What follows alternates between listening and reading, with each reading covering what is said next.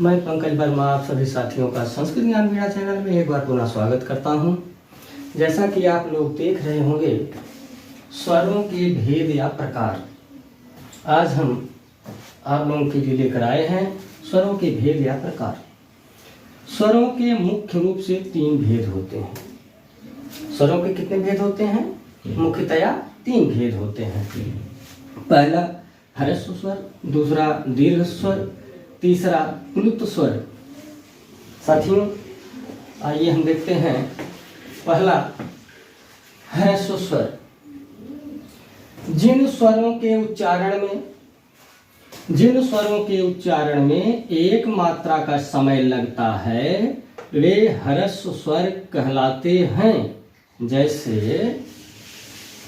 अ, ई, उ, री, ली, ये 5 स्वर ह्रस्व स्वर कहलाते हैं।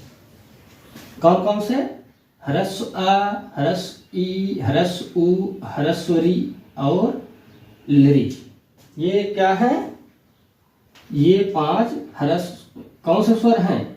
ये 5 स्वर ह्रस्व स्वर कहलाते हैं। अगला हम देखते हैं दीर्घ स्वर।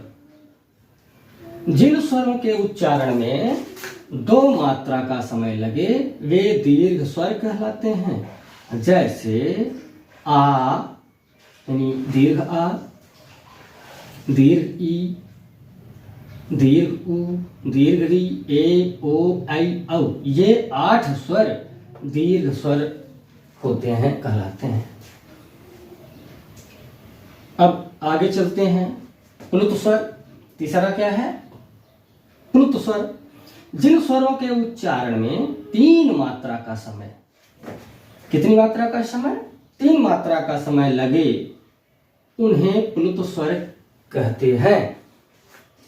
अब आप देखिए, प्लुत स्वरों की पहचान, प्लुत स्वर की पहचान करना है तो इस तरह का चिन्ह आपको ध्यान देना पड़ेगा। अगर कहीं पर किसी स्वर के सामने डैश करके ये लिखा हुआ मिलता है, ये इसको आप मिटा दीजिए, ब्रैकेट को, इस तरह का चिन्ह, यानी इसकी पहचान किससे होती है? इस तरह के चिन्ह द्वारा इसकी पहचान की जा सकती है। किसकी? प्लुत स्वर की। जैसे यहाँ पे आप देख सकते हैं, मैंने उदाहरण के रूप में दिया हुआ है अ, फिर यहाँ पे डैश करके इस तरह का चिन्ह हमने रखा है। इसका मतलब ये प्लुत आ है। ये यहाँ पे देखिए ई के बाद बना हुआ है, उ के बाद बना हुआ है, री के बाद बना हुआ है। इसी तरह से किसी भी स्वर के बाद अगर इस तरह का चिन्ह आपको दिखाई दे तो आपको मान के चलना है कि उस वर्ण की, उस स्वर की 3 मात्रा है और वो क्या होगा? प्लुत होगा। पहली बात तो 3 मात्रा वाला निश्चित करना है कि 3 मात्रा वाला है कि नहीं है। अगर 3 मात्रा वाला स्वर है, ऐसा चिन्ह मिले तो जान लीजिए 3 मात्रा वाला स्वर है। और अगर 3 मात्रा वाला स्वर है तो क्या होगा? वो प्लुत स्वर कहलाएगा। आगे चलते हैं। नोट मैंने लिखा हुआ है, नोट में आप देख सकते हैं ओम।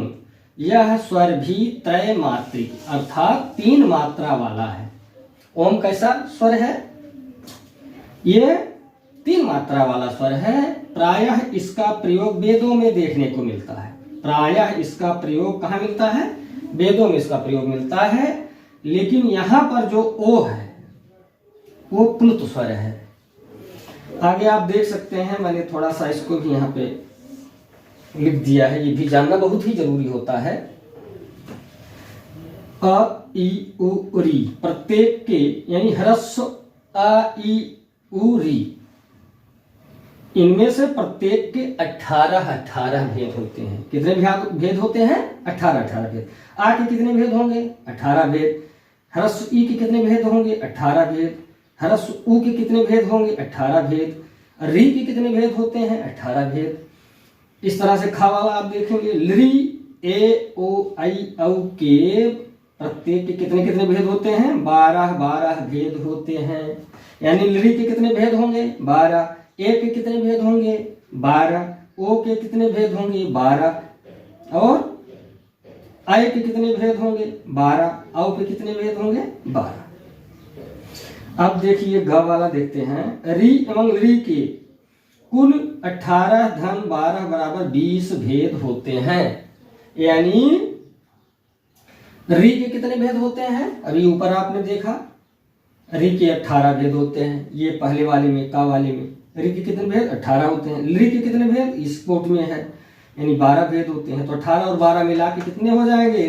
री एवं ली के कुल कितने भेद हो जाएंगे? 18 धन 12 बराबर 30 भेद हो जाएंगे। इस तरह से इस छोटे से वीडियो में आप सभी साथियों का मेरा साथ देने के लिए, पूरा वीडियो देखने के लिए, वीडियो में बने रहने के लिए आप सभी साथियों को बहुत बहुत धन्यवाद।